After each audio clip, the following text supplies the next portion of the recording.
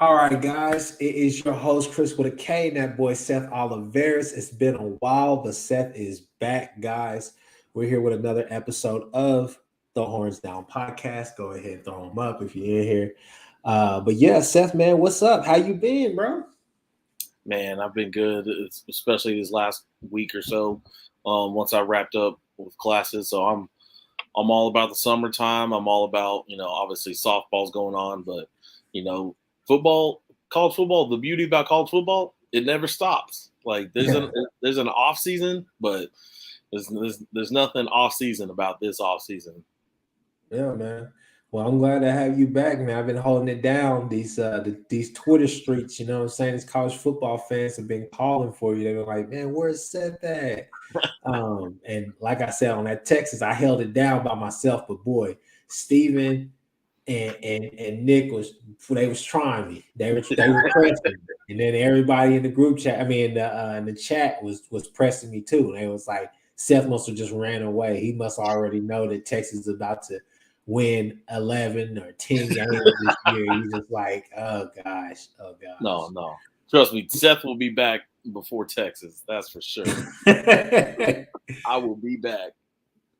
So with that, let's go ahead and jump right into to some action, man. Okay, we're a little bit late to the party, but hey, listen, we got to give y'all our take about this whole Jimbo Fisher and Nick Saban thing.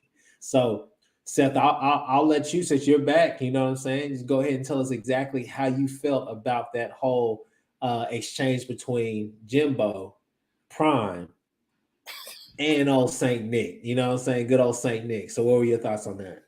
Yeah, so like I know people are out there trying to pick sides. Like, who are you, Tim Jimbo, or you Team Jimbo, or Team Saban? But I mean, I think I'm leaning towards Saban's side of it because I think Jimbo. I don't think he's in. This goes back to signing day back in December. I don't think he's hearing what people are saying about how that class, that A&M number one recruiting class, was devised. Like, I think he thinks that people are accusing A&M, like the university, of paying these players, and of course he's going to say no to that because that's not, at least that's not permissible. That is against the rules. But there's just no doubt about it that all those signees are and getting that NIL money. I mean, there's just no way around it. Like, they got that class, they built that class, that number one recruiting class, that highest ranking class of all time, whatever they want, people are calling it. They built that off of NIL. Those kids didn't all just sign with the Aggies just out of their heart because they all just bleed that whatever color they got, maroon, whatever, gig them. But yeah, so that's what Saban is saying. Like, he's saying, Alabama boosters. He was calling out. He was pretty much calling out his own boosters, saying y'all got to step it up as far as the recruiting game goes, because now that's kind of leveling the playing field as far as the competition for Alabama, because Alabama will win recruits because of what they do on the field and for those dudes in the draft. But if there's other schools that have enough money, like A&M does, to throw at recruits, that kind of levels the playing field. So Alabama needs to step up their game in the NIL and all that stuff, which they are. They have, and they're going to. Mhm. Um, so yeah, and then just the way Jimbo came at that though, that next day, held that press conference. I mean, just looking at his body language, hearing his voice, I mean, the man was shook. He's shaking. He was defensive, like he was like a rabid dog that like was cornered and knew that the end was near, but like he's just gonna go down fighting. But like we all know, them dog handlers are gonna get him. They're gonna Yeah. get him, and like that's what he looked like to me. And so, I mean, like it's like just own it. You're ATM for a reason because you're shelling out that cash for them recruits. Own it. Be that, because everybody already knows it's happening. So I would just jump in and I would say this right here. Okay, I think Emmanuel Acho, I think he put it perfectly in a segment that he had, or a tweet that he put out, when he said that nothing that Nick Saban said wasn't true. Let me take the contraction out. Was not true. It was all true. However, the problem is that Nick just talked too much, right? So, so it's pretty much like, hey, this is the mafia, whether it's the CFB mafia, and you can't let out those secrets. It's insider trading, but you shouldn't let out those secrets still. Um, I think that Nick Saban, it was kind of, I think what threw everybody off is just how random it was. It was a bit random, just kind of came out of nowhere. But this is how he's felt. I wouldn't say it came out of left field, but it's how he felt. It's how he's felt this entire year, and it's what he's talked about. I thought Prime. I thought that he had funny commentary about it. He had fun with it. He had fun with it. He called Saban out a bit, but at the end of the day, he had fun with it. He still said, "Hey, I respect it, man. I admire him, but it ain't no private call. We're gonna talk about this. We're gonna have a public outing." I thought it was funny when he said he's not even making $1 million as a coach, and Travis Hunter is talking about, man, I $1 million, and my mom still lives in a three bedroom home with 5 kids. I mean, it's funny to hear that stuff, okay? But when you look at Texas A&M, and we've all heard those rumblings, we've all heard those rumors about how their NIL deals are set up. It's basically where, if you think that player is going to just walk away from all that money simply because he's not getting playing time, he's not getting the shine, or it's just not the experience he thought, then he has to literally sit there and say, okay, well, I signed up because basically this NIL deal that I have is year to year, right? So the way that it's been projected that the contracts and NIL deals or whatnot for these kids, the way they're structured is basically like, hey, either you're going to be here all 4 years or you're not. Get what I'm saying? So I think that's something that Jimbo also has to look at too. It's the perception.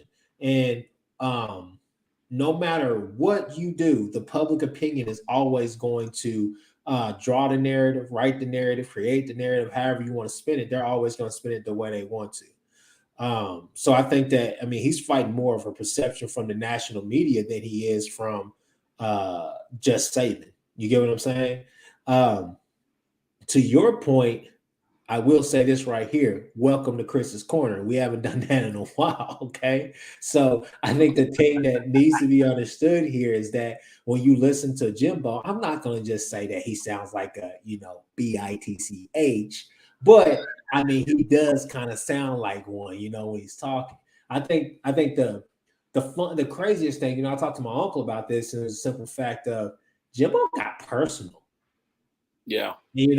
I think Travis had a great shout out to Travis and JP, but I think he had a great tweet. A lot of words for a man who's not lying, right? There's a lot of explanation.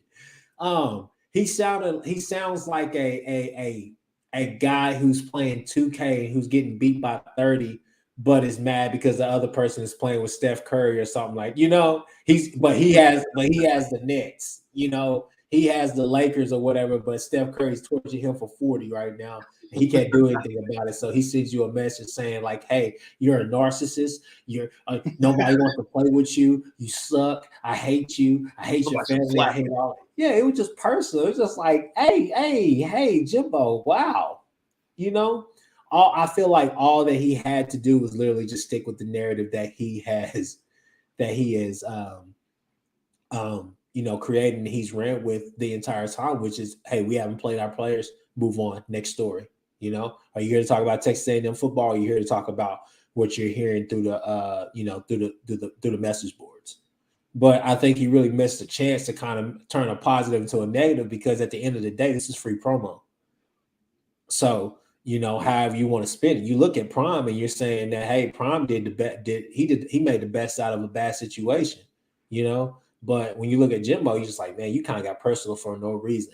And that brings me to Texas A&M versus Alabama this year. Oh, October 8th. I think that game's going to be a little bit chippy, and I think that game's going to mean a little bit too.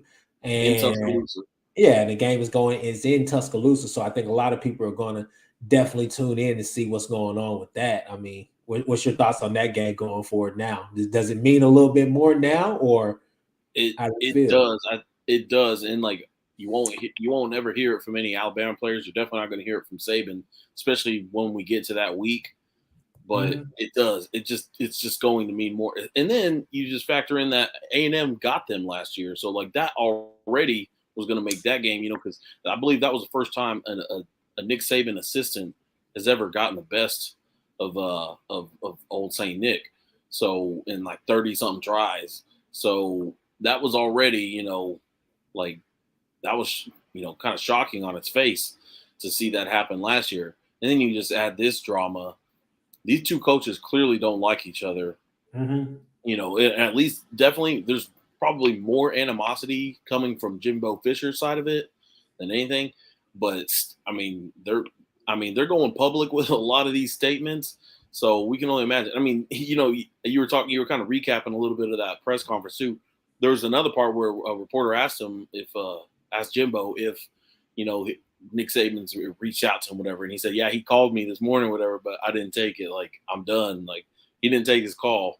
So, like, I mean, just even if half of it is true about how much animosity there is, just the fact that they're airing this much dirty laundry, kind of just out to the public, Yeah. it's really bad. Like as far as like the blood between them.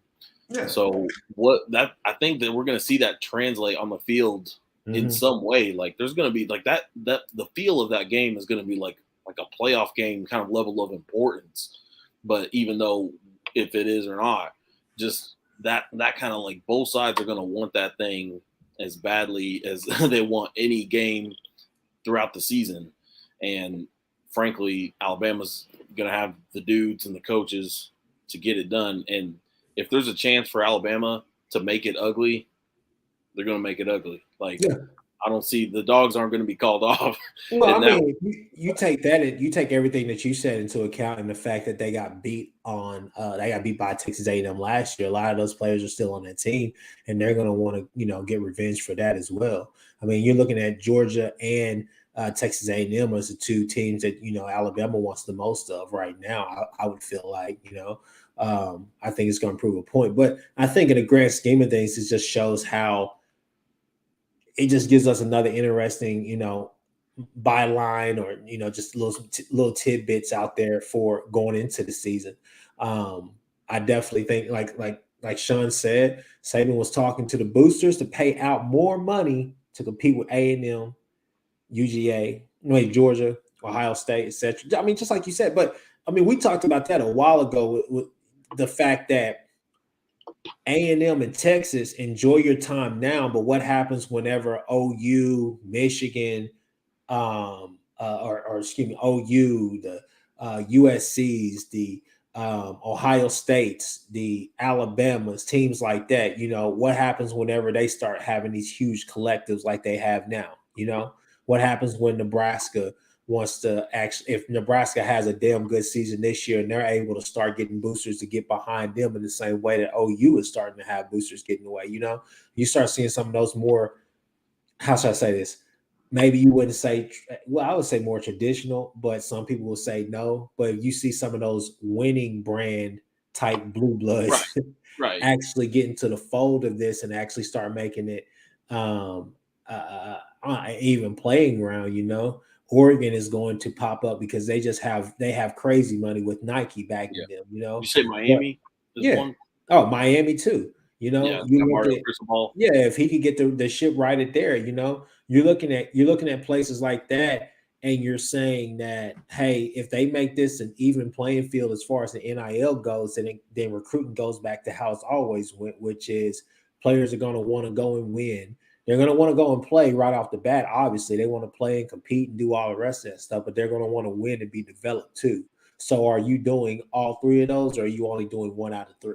And when you look at, sorry, but when you look at a team like Texas, you look at Texas A&M, you're saying, hey, you guys are putting out some elite talent, but it's not like you guys are having first round, even second round or third round picks consistently, you know? They didn't have any round picks this last one. Yeah, you're not having any round picks, for some people, Round picks. Yeah, hell, but that's the whole thing, is just making it a level playing ground, which I think we can get to. And speaking of that, NIL, let's go right into it. I mean, we could just dip back and forth between these two, but the question was posed. I posed this question to you, and we put out there on Twitter. NIL, okay? Can NIL be fixed?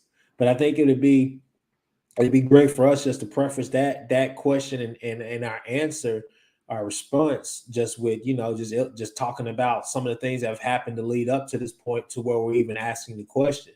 I mean, obviously let's just go straight to it. Jordan Addison, Texas, you didn't get him. But anyways, so we go to Jordan Addison, and we can just talk about that right there. I mean, that was crazy, right? Like, how did you feel about that when that happened? I mean, I don't know if it'll ever come to light, but I think everybody knows there was tampering involved with Jordan Addison from USC's side of it. Just it's like, as soon as the rumors of him hitting, transferring to USC, whatever, and then he hits the portal, and then he plays the game, where like, he's kind of interested in maybe someone else, maybe Texas.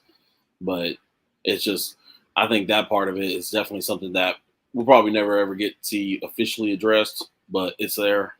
Most people believe it. There's a lot of smoke.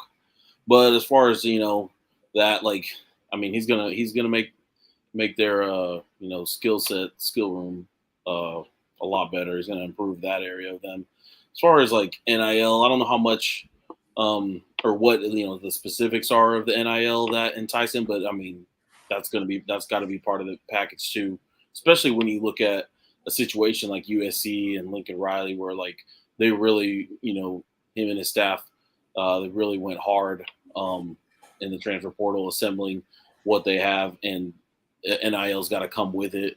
This day and age, players of that level, like Jordan Addison, Blitnikoff winner, they're not going to go anywhere for any reason other than NIL incentives. So it's kind of like nothing really surprising there.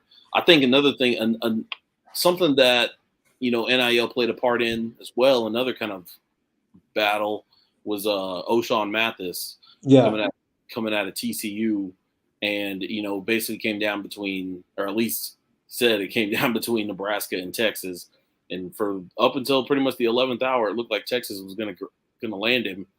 And then once he picked Nebraska, people talked to him and asked him, what kind of went into that decision, and he was pretty blunt about it. He just said, Nebraska ponied up. They had an NIL deal that looked better for him. Obviously, there's stuff on the field that looks better for him as well, just the way he's going to play, what he's going to do when he's at Nebraska. He wants his hand in the dirt. He wants to be rushing the passer. He doesn't want to do really much else other things that are not to his skill set. So that goes into it too.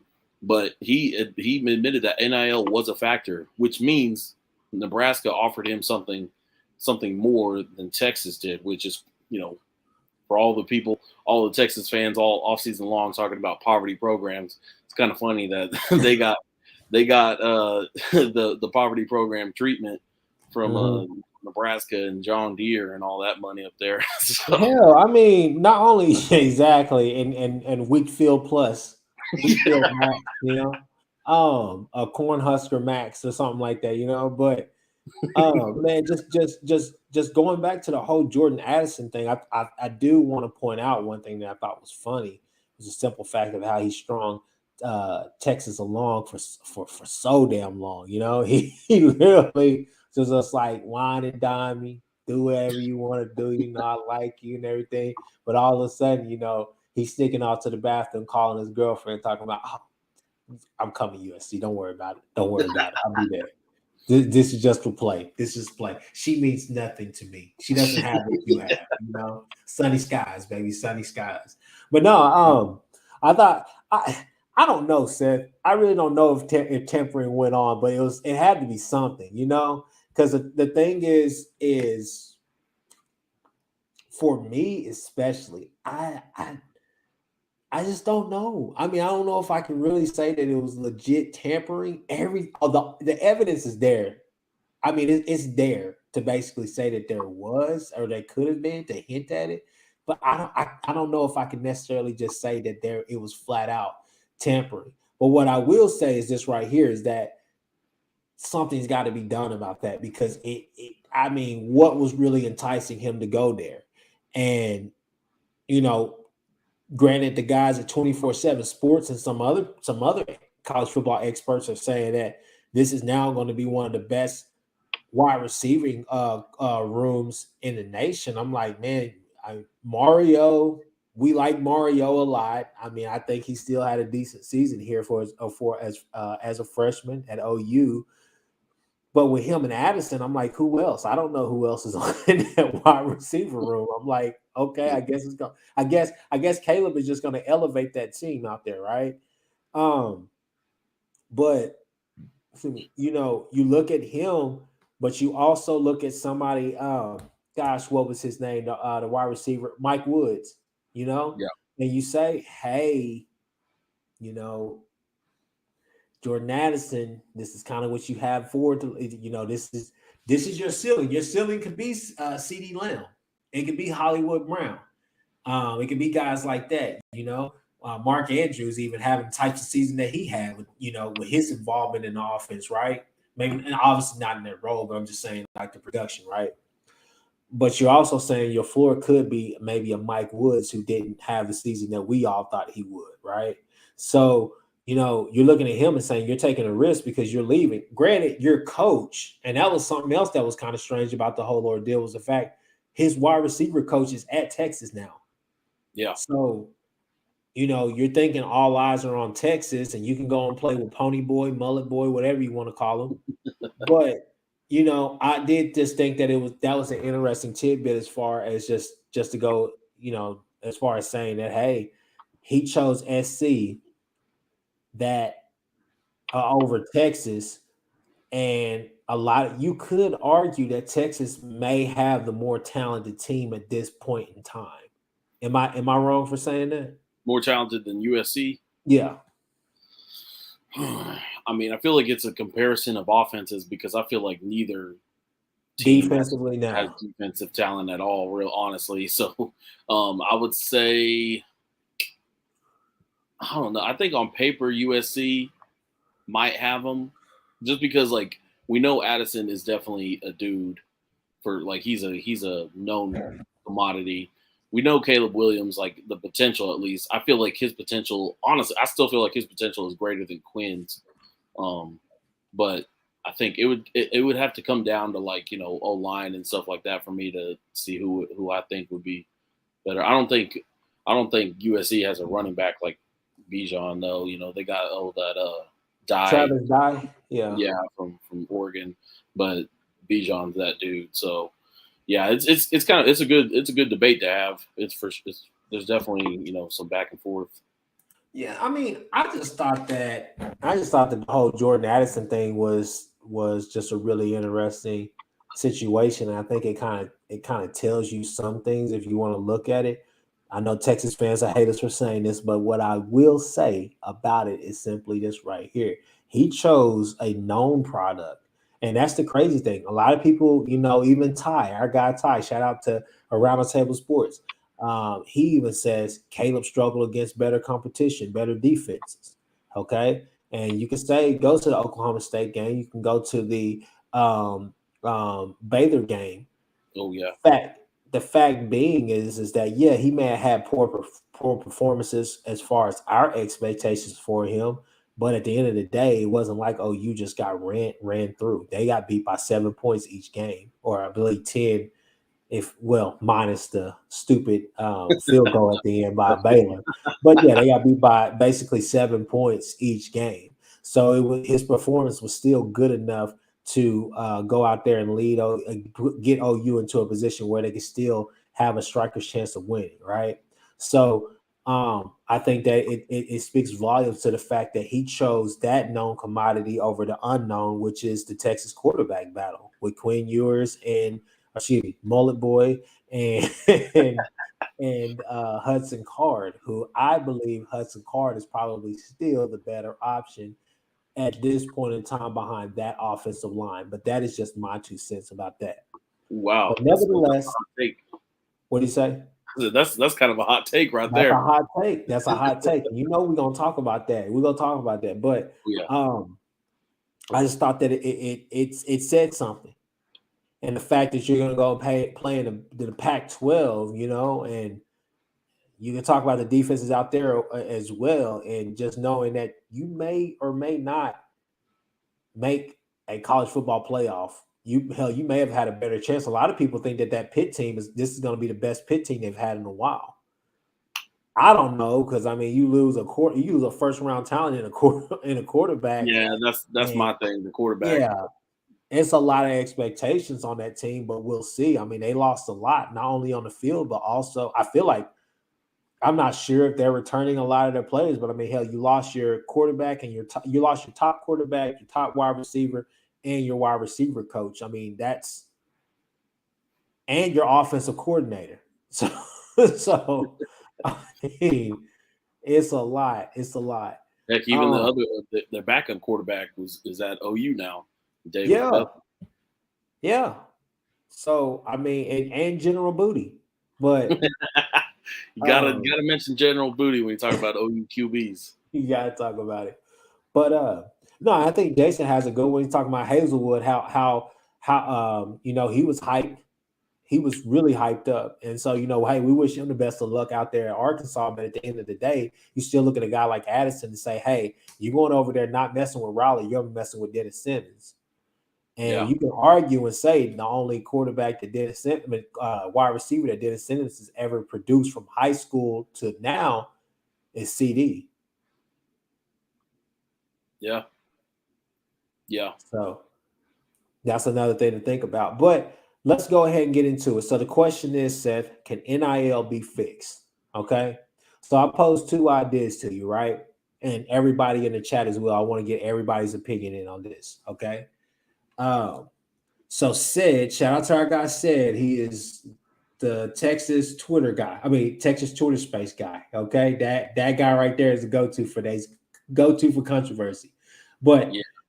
he brought up a good point. He said, to fix NIL, you're most likely going to have the NCAA mess with eligibility as far as playing time or whatever the case may be. You're going to have to go back to that rule in order to fix things like this whole Jordan Addison thing, right? On the other side, I was talking to my guy Wes at the gym the other day, and Wes I thought it was a great idea. He said, no, don't mess with their playing time. Don't mess with their eligibility. Don't make them ineligible for a year. Grant them the 1 year transfer rule, all the rest of that, and let them go and play. However, if they're going to transfer, then they're ineligible from receiving NIL deals for that 1 year. Mm. That's something I haven't heard anybody propose before, but I think just not looking at that, what I think the transfer portal. I think there's a bigger problem with that, and just not the transfer portal necessarily, but how transfers are. And Andrew, he said more on Sassetti. I know, I know that's what that was in response to. It made me laugh, but I agree with him there too.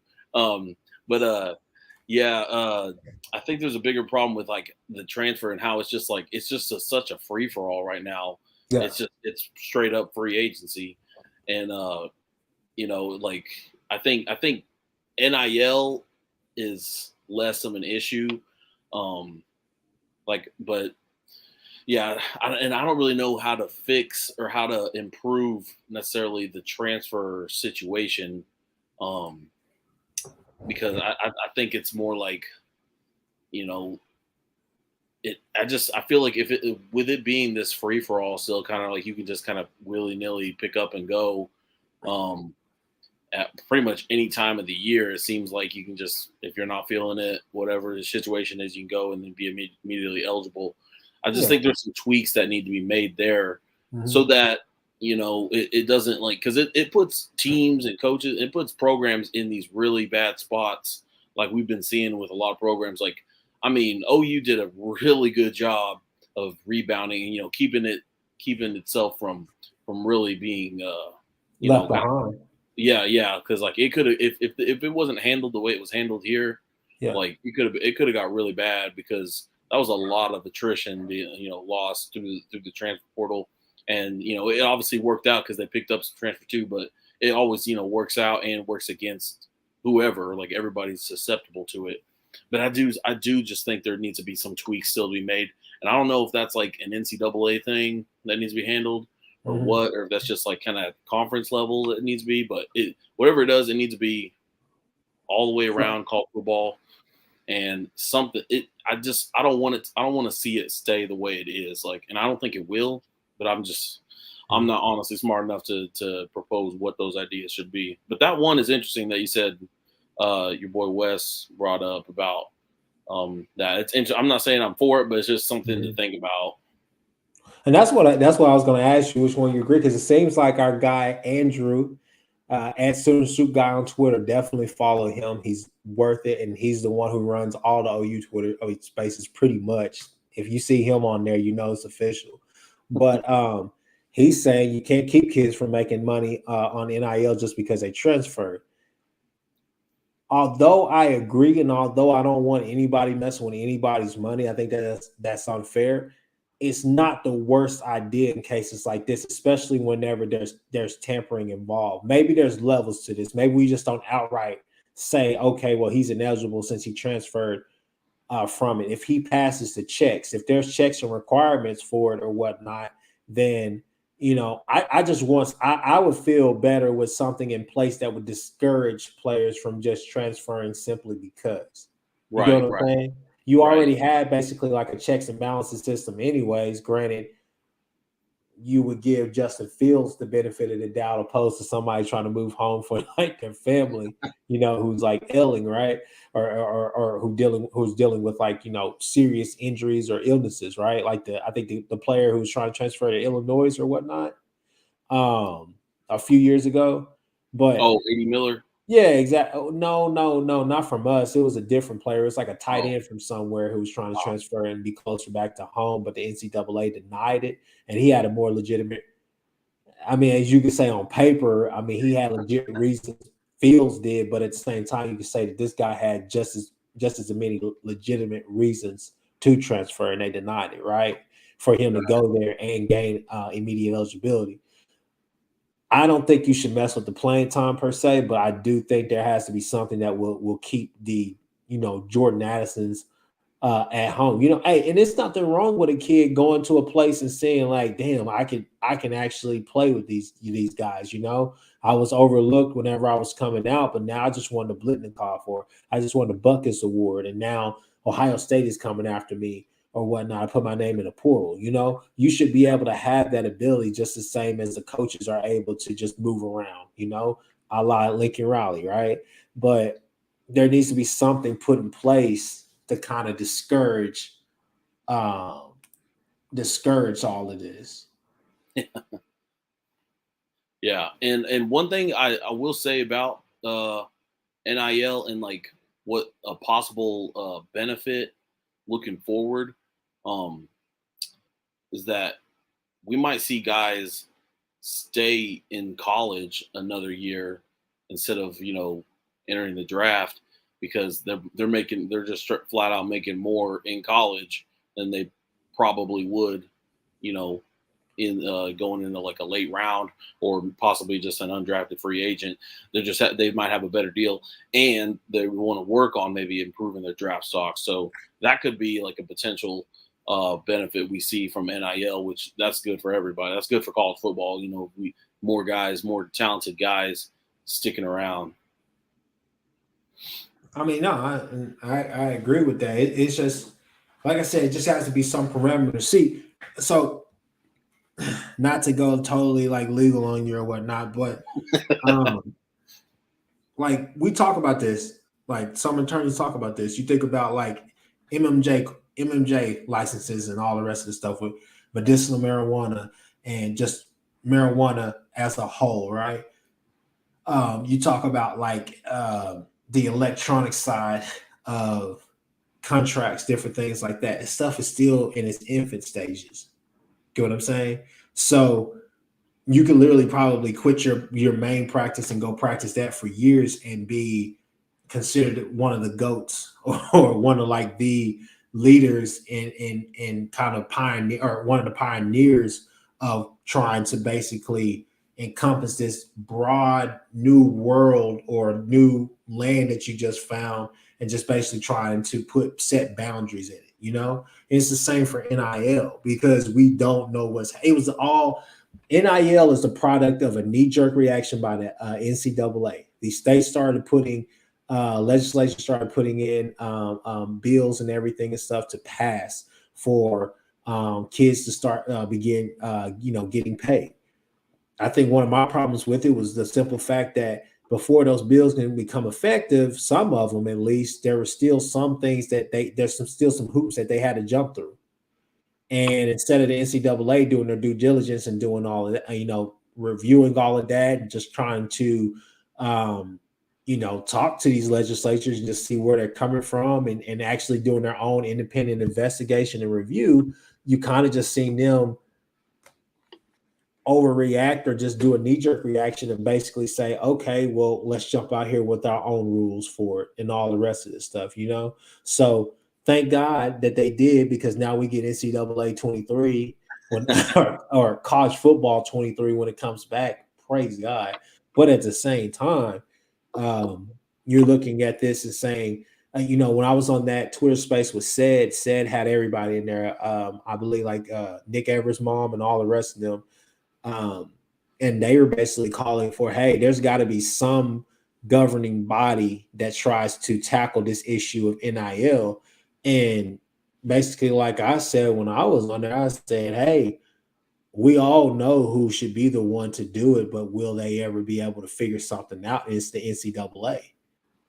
So obviously, I still haven't forgiven the NCAA for what happened to Trajan Bridges during that that whole thing. Missing 10 games was just crazy. We know the aftermath of what he did and all and everything, but at the end of the day, 10 games for that, you let all the other two come back. That was crazy. I think he would have been great for us, especially like last year. I think he would have actually played if he would have, been able to stay with it. But regardless, all them guys, yeah. Yeah, I still think that at the end of the day, there needs to be some parameters. What are those parameters? I don't know. Can NIL be fixed? Hell yeah, it can be fixed, but it's going to take somebody probably a little bit smarter than what we have with the NCAA to do that. Oh yeah, you can play that for a lot of different issues. Yeah, I mean, I don't know. I just think that NIL has really kind of has really pretty much legalized the cheating that was going on anyways. We all knew it was going on, and that's not the point. I mean, that's not the problem. The problem is just the fact that we have to figure out how to literally keep things at bay and keep this from, I guess, basically becoming what it really is, which is just a semi-pro league. I think that's what I think it's honestly what a lot of people would rather see, just to stay amateur. But I don't think that NIL is the worst thing, but I also don't think that it's the best thing right now, simply because it's just the wild, wild west and there's no true rules for it.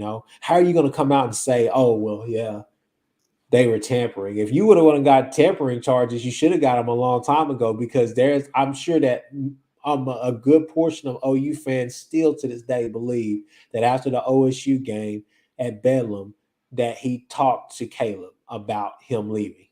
Oh yeah. Right. Yeah. And I'll say this, and this will be my last tidbit about that. When Jordan Addison went to Texas and did everything that he was doing and all of that, and he was still going through the motions of his recruiting and all the rest of that, the one thing I said, man, I feel like I've seen this before. I feel like this has happened before. I really feel Pittsburgh's pain that we're losing arguably our best player and the guy that we thought was going to be the face of our team next year. Oh, I have. It's Caleb Williams. I'm sorry. Oh, I forgot. Oh my God. Whoa. And you know what? After I started saying that, I just put my phone down and said he's going to SC. I said it like I said that a week and a half before he even did anything. I picked my phone up and I see him with Mullet Boy, Xavier Worthy, and all these people in Texas, and I was like, boy, he is just stringing y'all along, and y'all love it. Y'all are eating out of his hands. He's in where is he? He's on 6th Street now. Oh my God. He's with Bijan. Oh my God. He's at the stadium. He has a Texas jersey on. I say if he comes now. I'm like, he's not coming to y'all. He doesn't want to play at Texas. Like, where does he even really fit in with you guys? You know? Yeah. He's a winner. He's a winner. He's a winner. He's He won actual things, awards, games, bowl games. You guys didn't even play for a bowl game last year. I don't know. Didn't even qualify. Didn't even qualify. All right. So moving on, the next topic that we got, summer workouts being key for OU. What are you thinking? What are you hearing? And who are you looking forward to being involved in the summer camp? I'm not hearing much. My ear is not on the ground like it used to be, but I mean, I'm definitely looking forward to. I'm definitely looking forward to seeing what these dudes look like and what reports we get throughout the summer and going into the fall, because this is going to be a summer unlike most of the summers of the last decade have been. So it's a lot. Got to get a lot of dudes ready for the different style that we're about to bring, especially on defense. There's going to be a big learning curve, obviously, on defense. But it starts in the summer, starts in the workout, starts strength and conditioning. It starts with all of that. You got to, slowly but surely, we're going to get these bodies right. We're going to get the bodies that we need into the program as well. But you got to start with what you got. And so what I'm most excited for is really just, talking about the defense. I want to see the D line. I want to see the linebackers. I want them like that group, that front seven or whatever it is. That group, has to be the heart and soul, the strength of this team. Yeah. Looking ahead to like the SEC and stuff, because that's the teams that dominate or that win in the SEC. That's the unit or position or area of the team that's usually up there and stout and can hold its own and can compete. Because if you're not there and that on that side, on that part of the field, then you're not gonna last. You're not gonna have consistent success. So I'm just excited to see what Schmitty can do, because we've seen what he can do, and then we saw what he did with Texas A&M and their group.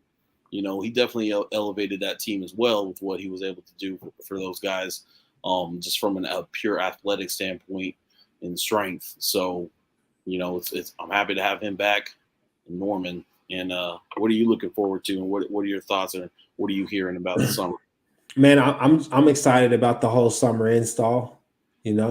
I'm excited about these players breaking up in their individual groups or whatnot, and just learning their positions even more, and just polishing up a lot of everything before they really head into fall camp to get everything situated. I'm looking for that toughness, that grit, that extra effort, and all the rest of that when they're in their workouts with Smitty, obviously, which is that's what they're going to get.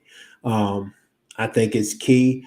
And, I'm looking forward, and I'm excited, and I want to hear about guys like Danny Stutzman and especially the older guys, so the Sean White,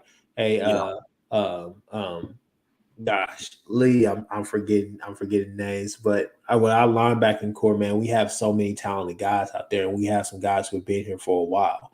And you're looking at those guys mixed in with some of the younger guys, Kanak, McKenzie, guys like that, and you're saying, hey man, can they take that next step? Can a Whittier, can he take that next step as well? So you want to see more consistent play from the linebackers, and from what they're going to ask you to do, and how to be, so multiple with everything. You want to see that too.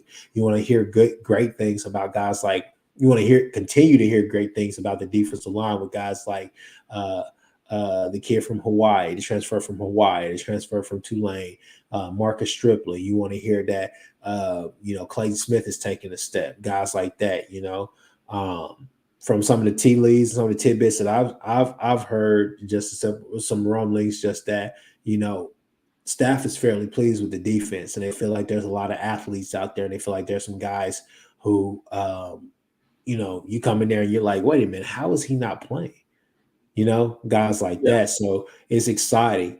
I think it's crazy to finally come into a season and kind of, we had the expectation last year, but we didn't really believe in the season. But I feel like you have the expectation and you just kind of know that this secondary is going to hold up this year. Will there be busts? Will there be things? I mean, yeah, it's going to be the first year of this new defense that's asking you to do a lot, But at the end of the day, coaches, that's one of the beautiful things about coaching. And that's one of the things I think Venables not going to get credit for, is the simple fact of is that, hey, if he needs to dumb down this system right now, just for a little while, he will. And then you'll start seeing some of the more exotic things. They're not going to ask his defense to go out there and hold a team or shut out a team. What we're going to do is ask them to go out there and be physical, be tough, Just be in the right spot. Yeah, exactly. Be in the right spots, be fundamental. That's one of the things, is just learning your position and take care of your job or whatnot, and whatever your assignment is. But you just want to see where the fundamentals. They've been preaching a lot about technique over just raw skill set.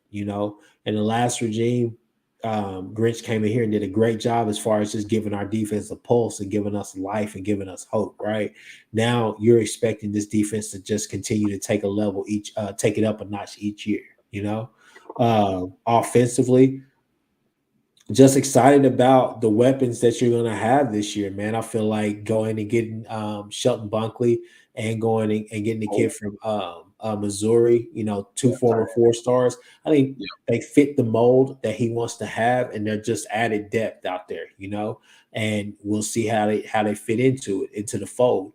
I'm expecting a huge season from Marvin Mims, and a really, really, really big season. I think they're going to be 1-2 this year from Theo Weiss as well. So I'm just hoping that we all stay healthy and everything goes well. I think summer is going to be really key for this team, because it's going to be able to help them really turn that page. Summer workouts are just really key, and just speaking of those receivers, and Dylan Gabriel, we saw during the spring game, there was maybe some timing issues, for sure. There was a lot of guys that were there, receivers, they were where they were supposed to be, and they were breaking free, but maybe the ball was a little bit behind them. So I think that timing as well, because we all know Gabriel can spin it. He can find guys. You look at his highlight tapes. Yeah, they're highlight tapes, and it's not just exactly film.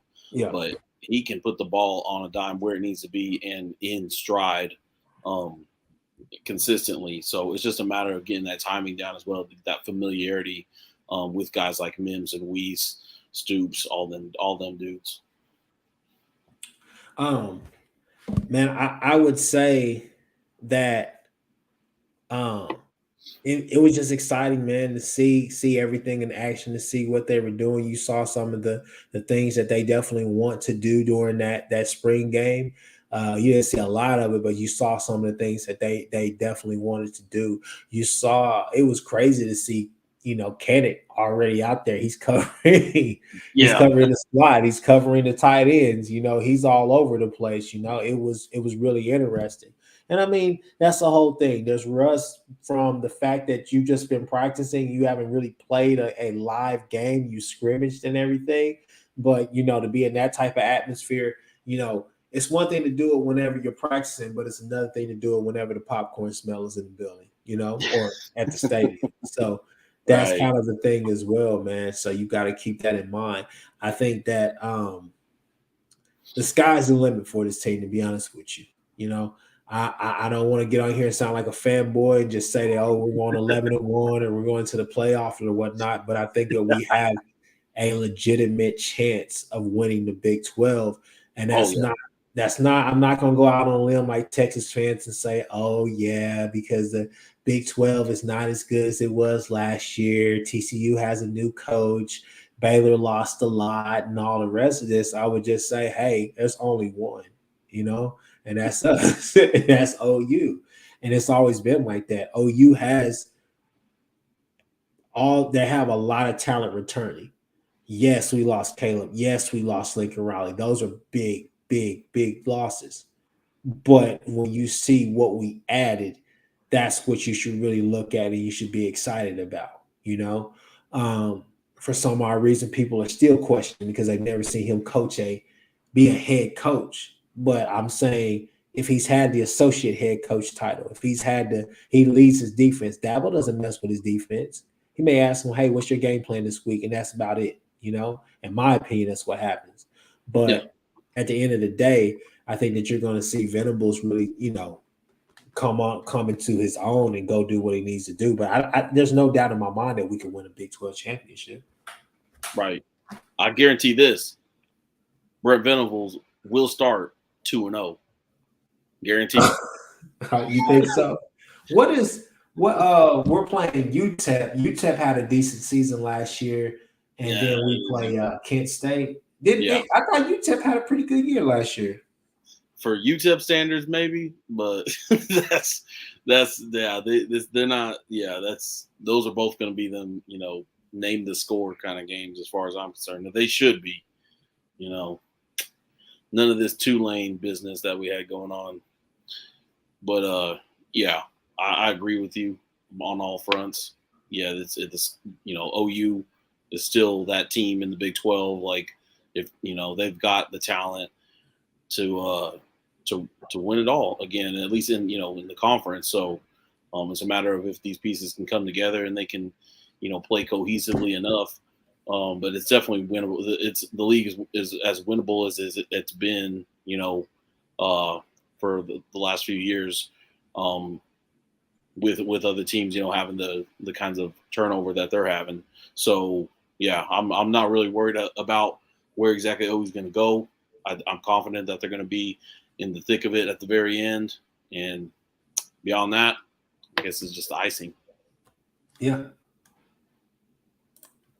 Let's see. UTEP had one person on Twitter seeking all this. I think I've seen that person. I feel like it's got to be a troll. That's someone made an account. I don't know what fan they're really a fan of. Made an account like a while back, and they were just going to be like, I'm just going to ride this for a year or whatever, and calling out OU whatever, just to try to get that attention. I just have a feeling that's what that is. I definitely don't think that I'll go to the game this year and leave feeling like I did whenever we played Tulane. I mean, I was just like, what I was like, what the actual thing? We should have known that was the omen right there. We should have. That was the omen. I mean, each game up until the K-State game, you say, "Hey, we're gonna turn around. This is it, baby. This is it. This is the week." Every time I was like, Seth, 56-13, 45-14. Seth, this is the day. And it never came. But, let's see. Okay, so we're going to college football games week 1 and week 2. And people, we will talk about this again, but I just wanted to just point out some of the best games that are going to be played. Let's see. Notre Dame and Ohio State, first game of the year. Oh yeah, that's huge. Where is that game at? It's at Ohio State. On paper, Ohio State looks like one of the top 2 teams in America, so you gotta like their chances to open the season up with a win, especially over Notre Dame. So that's going to be a good one. Everybody's going to be watching that game for sure. Get it. Marcus Freeman is going to have a great game plan. I'm still mad at him for losing to Ohio State whenever he had that game in the bag, but they're going to have a great game plan to come in there and play. It's just a simple fact. Can they stop Smith and Jigba? Can they stop the Harrison kid, Harrison Jr.? Can they is Emeka Ibuke going to have a really good year? I mean, I watched their watched their spring game and I was like, it looks like some of those younger receivers are coming to their own. You're hoping that the Flemings kid, who's the number one wide receiver the year after Hazelwood, you're hoping that he can finally live up to the hype that he had coming out of high school. He saw a lot of time last year, but he still, to this point, and I think he may have been injured a little bit too, but he still has, to this point, has kind of, not been in the limelight, right? So you're hoping that a kid like that can step up, but that's the battle that they're going to be facing. Staying with those wide receivers and keeping those underneath routes from turning into, if they're going to make a 15-yard play, keep it 15 yards. Don't let it go for 40 or whatever. So. And then also, stopping that run game as well. Travion Henderson is back there as well. He's going to be one of the better backs in the nation coming into the season. He may be arguably the second best running back in the nation behind Bijan. I'll give Texas that. Bijan's a bad boy, but we'll definitely see. There's some question marks about Notre Dame. I don't know who their quarterback is going to be. I think Tommy Rees is going to put together a really good game plan, but are you going to be able to really open up your playbook enough to be able to run plays with whoever the new quarterback is? You get what I'm saying? And but I also think that one of the benefits of it is that they're playing Ohio State so early. So Ohio State is going to be able to. Ohio State is going to have the benefit of, the same benefit OU players are going to have to go through a summer and all the rest of that stuff with their, to do the whole summer install, fall install, all the rest of that stuff and get everything situated. It's just a simple fact of, hell, just like us, they're learning a new defense, Oklahoma State. It's gonna be a hell of a defense, but they're still learning a new defense. So are you still working kinks out at that time? How much buy-in do you really have on that first game of the year, especially in a game like that that's going to, demand so much national attention. Yeah. So you also got just moving on to another game. Yeah. Georgia, Oregon. And, yeah, I think they're playing in Atlanta, so neutral site, but it's in Georgia, so yeah.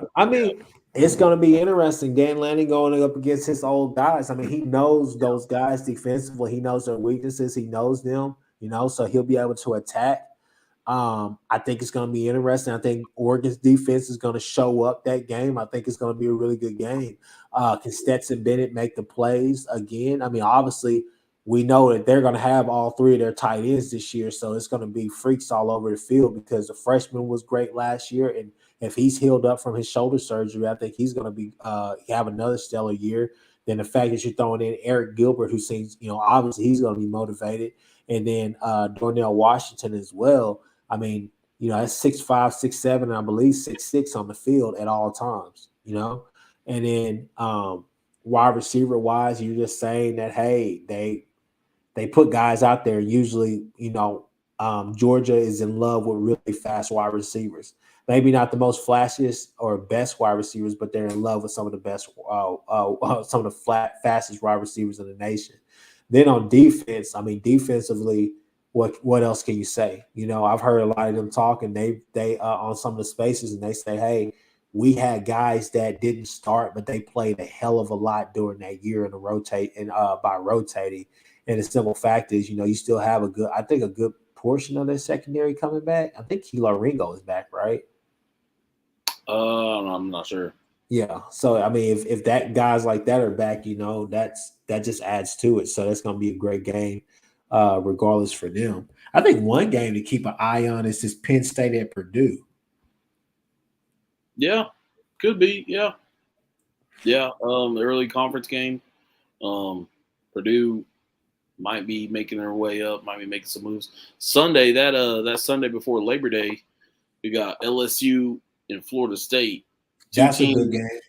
Yeah, two teams trying to get back to the top. LSU was obviously there not that long ago in 2019, and it's been a minute for Florida State since they've been relevant. But whoever wins that's going to really jumpstart their season, and they're going to fly up the rankings probably, just based on names and kind of the media kind of wanting them to be back in the top 20, top 15 kind of area. But yeah, I think that's going to be a game to Florida watch. State. Florida State needs this win in the worst way. They need this. They need it. They need it more than LSU for sure. Mm-hmm. Yeah. On this list that I'm looking at, they have Boise State and Oregon State. I don't know how that crept up on me. I didn't know. Okay. This game has always baffled me why they scheduled this game for Clemson so early. But Clemson at Georgia Tech is one. I mean, is it for the simple fact that because this list is like the most highly anticipated games of week one. So you're looking at that and you're saying, is it because Venables left and now everybody wants to know what they're going to be like? Because, I mean, we saw what they're pretty much going to be like, which is kind of a carbon copy because the defensive coordinator was right there. The now defensive coordinator was right there underneath Venables. You get what I'm saying? He was just promoted up. So I guess are we excited about that or that game or what? Because we know that Georgia Tech is still, regardless if Clemson is bad, and if DJ Ugalele has not taken that step that we all think that he should, or we would like for him to see so he can keep his job, I don't necessarily know if that's a highly anticipated game. No, it's not. It's like that Monday night game, but for me, it's not highly anticipated. Like I expect Clemson to win that one. Georgia Tech's not where they need to be. I think that rebuild is gonna take a while for them to be able to challenge. And I know Clemson didn't have the best season last year, but and then they lost some guys off their staff and everything. But yeah, that's that. I don't see that one really being much of a contest. Houston at UTSA. I think UTSA had a great season last year. Weren't they undefeated all the way up until the bowl game? Did they win? I don't even know if they won a bowl game. But yeah, that one I'm not as intrigued by that one. But whoever wins that's going to have a good start as far as a group of 5 team. To kind of get going and see if they can make some noise. Maybe not Cincinnati level noise, but some noise. Speaking of Cincinnati goes to Arkansas. Yeah, that's an interesting one.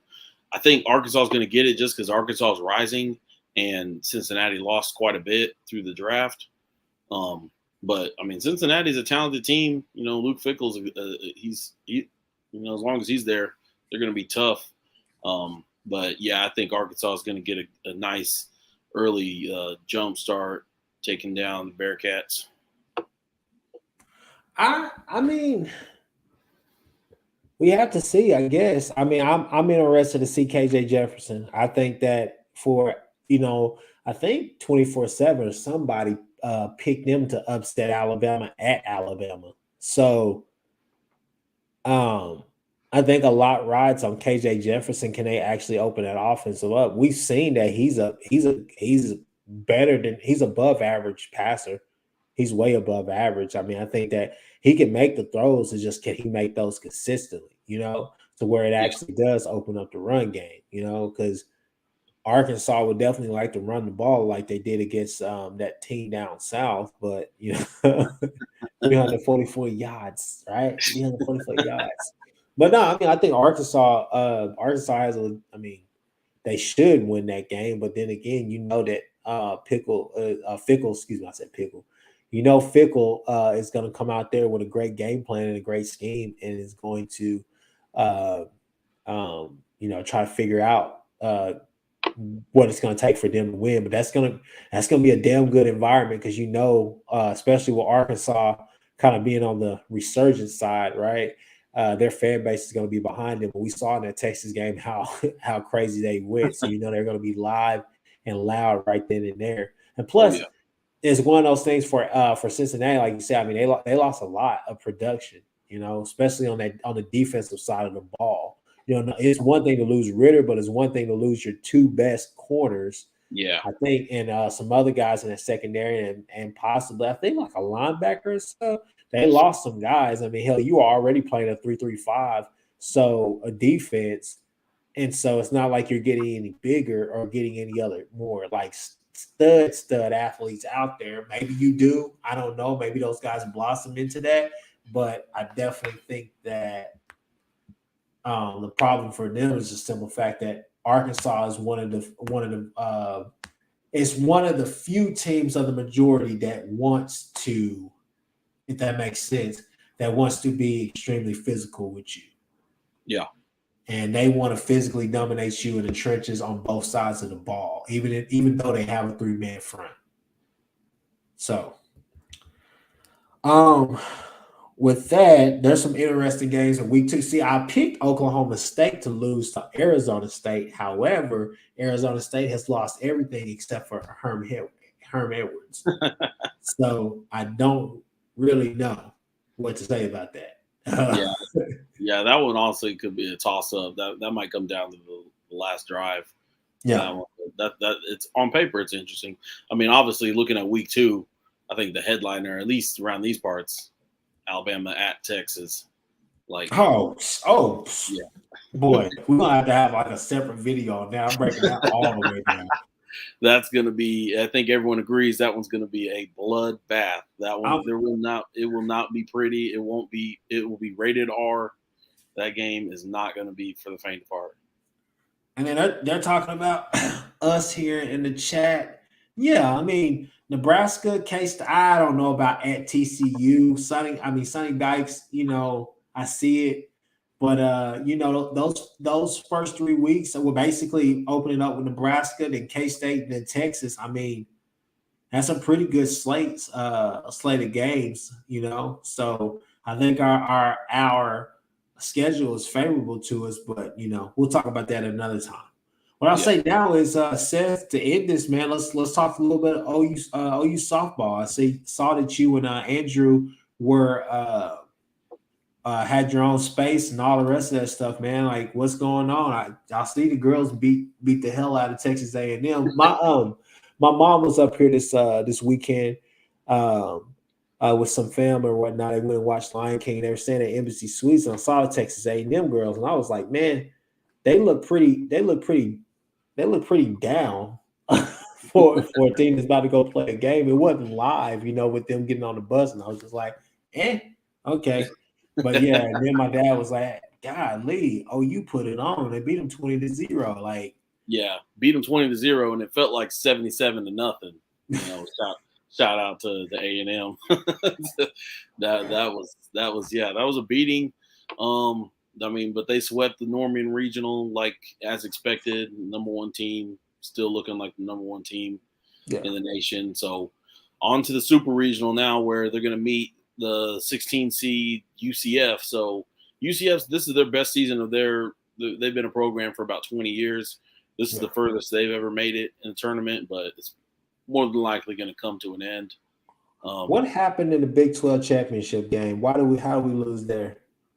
Yeah, so that ended up being the 4th time of the season that OU had played against OSU, and that game. Also, just that whole since the Big 12 tournament started, we have learned that Jordy Ball, OU's ace pitcher, she's a freshman. She's just like phenomenal. She's arguably the greatest, the top pitcher in the nation already.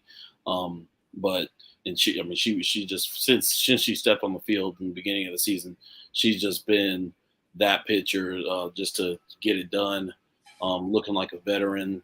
And yeah, but she's been out with an arm injury, and we don't expect to see her probably the rest of the postseason. But if she comes back, great, but probably won't be for a lot. But basically, in that game, she wasn't available, so we went out.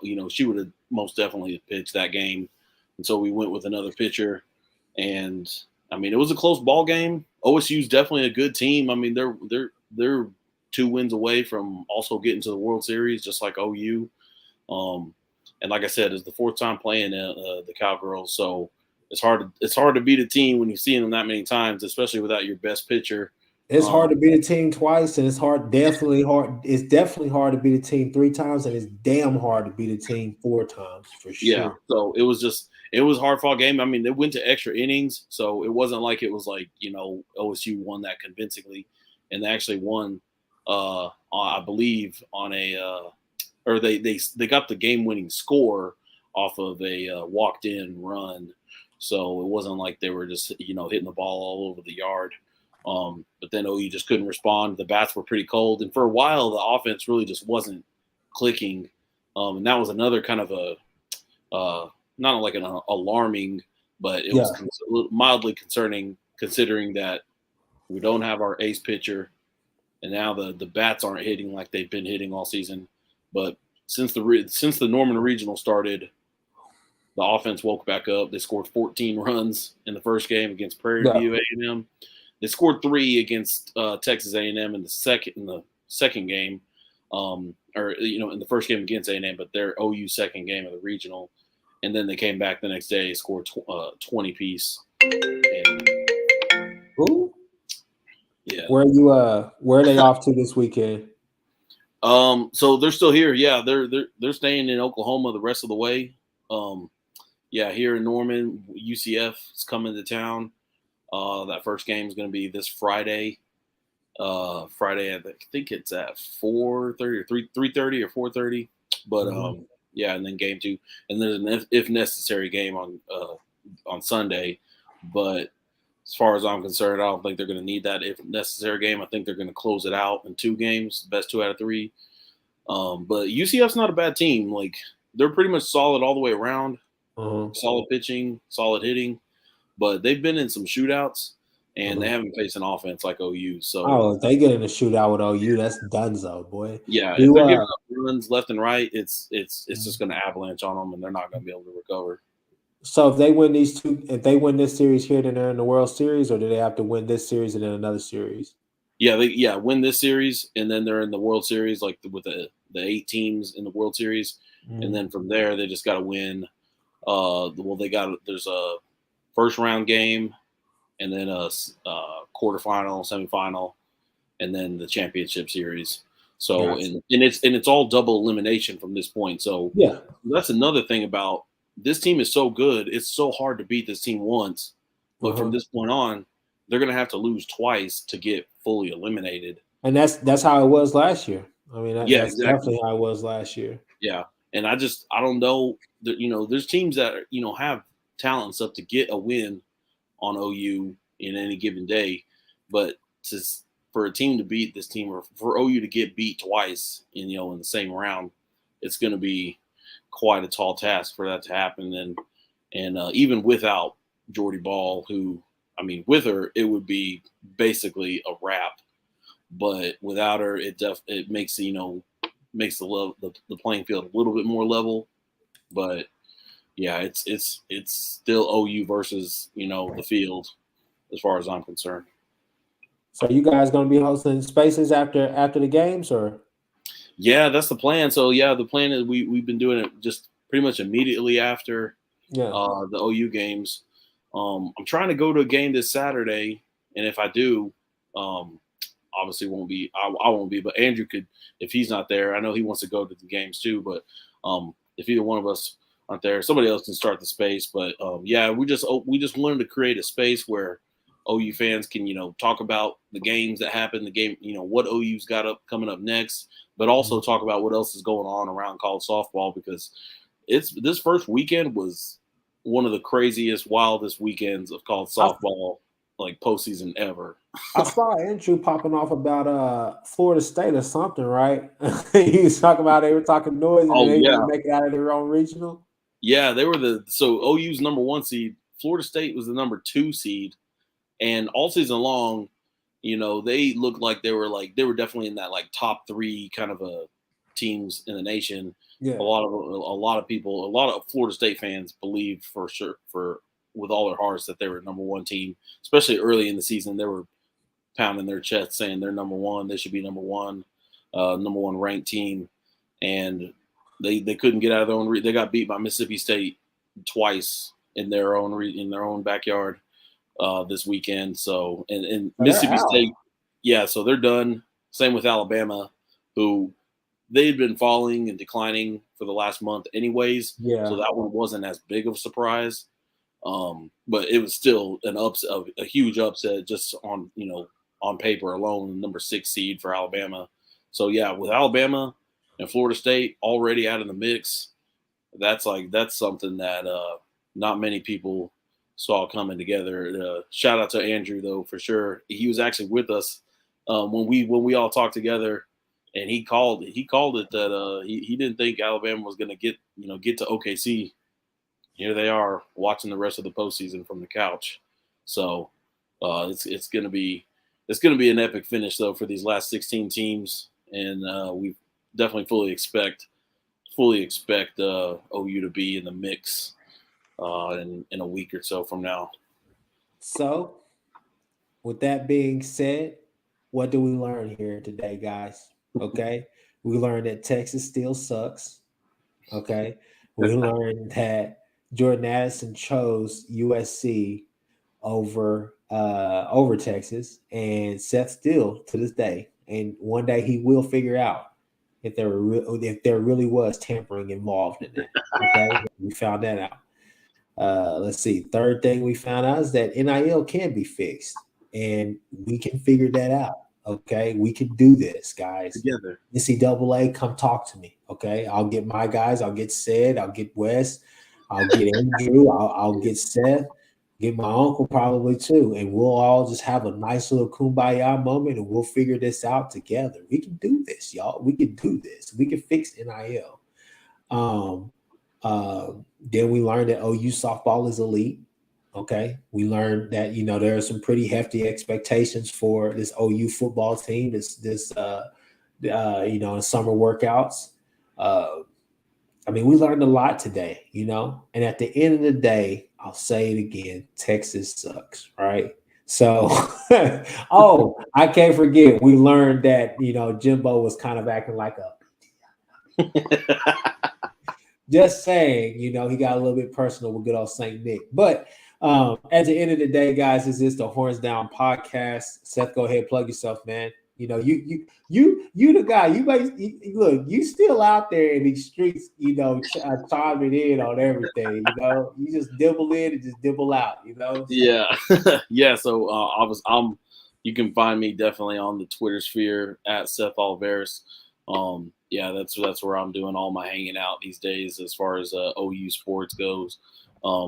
Obviously, right now we are deep into the softball postseason with plenty more to go.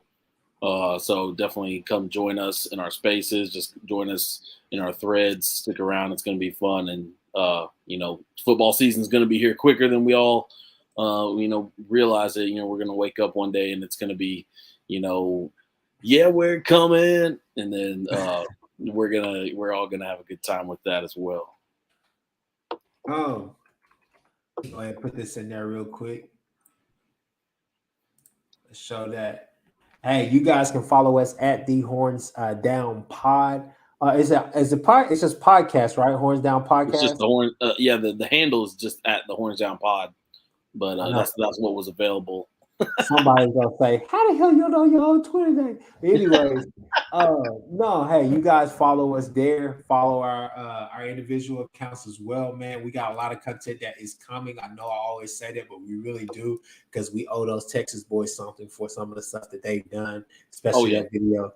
You see that video they did on me? He said, "Yeah, I was like, come on, bro, what are you talking about?" But you guys follow us.